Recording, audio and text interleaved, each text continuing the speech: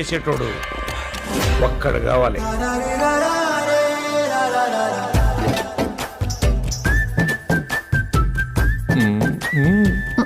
భర్తలతో భార్యలు సిగ్గుతో అన్నారంటే ఉత్సాహంగా ఉంది రా అని అర్థం.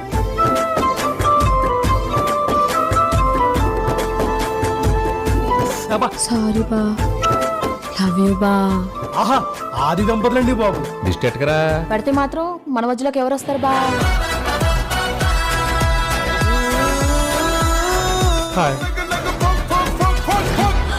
మీ ఆయన మీద నాకు ఎలాంటి ఫీలింగ్ లేదు.